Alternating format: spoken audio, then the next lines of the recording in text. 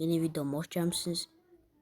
Mən demişdim ki, dostlar, yükləmə videosu gələcək və kimi yükləmə videom 2 like alıbdı, amma burada nəyə görə 3 like göstərdi?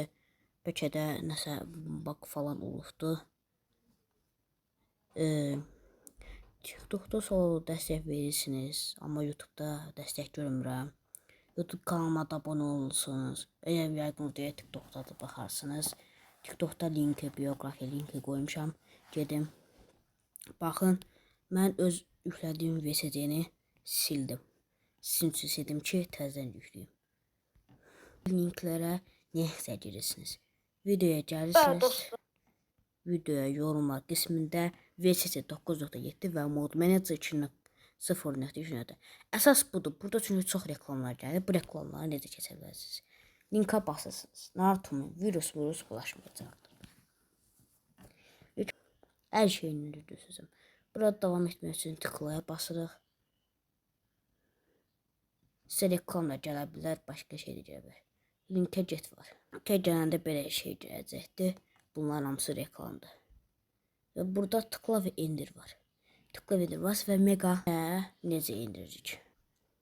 Buradan gəlsiniz, burada indirmə işarəsi var. Basırsınız bura və Koreya alındınız deyir. Baxın, deyir indirirsiniz. Burada indirəsiniz, məndə var da, mən indirdim. İndi bu 9.7-nin mega gəç kanala yenədən video. Dostlar, VSC-də burada 3 saat göstərir. Demişdim 3 saatda gələcək, sözümü tutdum. Burada da girirsiniz linkə yenə 9.7-nin linkinə. Burada media file deyər. Bura basacaqsınız və indirəcəksiniz. Bitdi. İndirdikdən sonra fayllara giririk. İndirilənlərə basırıq. Burada WhatsApp 9.7-ni indiririk. Dostlar, oyunumuz yükləndi və buradan aç düyməsinə basırıq. Aç düyməsinə basdıqdan sonra isə oyunumuz açılacaqdır. Hilənin üçün dostlar oyuna girib çıxmağa gərək yoxdur. Hilə direkt özü gələcəkdir. Səhv eləmirəmsə. Buradan Google bir şey deyəcək bunlar heç. Oyuna deyirsiniz. Data paketi yox deyirsiniz.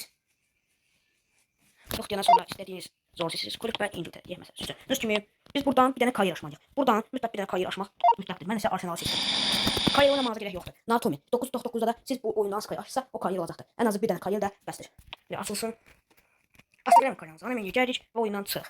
Oyundan təmizlənsəndə onu bağlayırıq və indi isə Mod Manager-ı yükləyirik. Mod Manager-da isə Mod Manager 0.2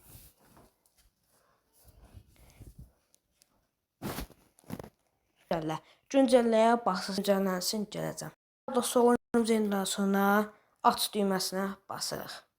İndi görəcəksiniz. Baxın, sümüksü burada. Əgər olmasa da mənə yazın yorumlara, TikTok-a falan yazın, köməklik eləyəm. Əlindən gələni edim. Yəni bu məndə səhv eləmirəmsə, yəni internetsiz də internet edəcəksiniz və ya yoxlamasa da ehtiyatlı edirsiniz. Buradan tüm dosya icazə veririk və starta basırıq. Gördüyünüz kimi açarıq bunu. Oyun basılsın.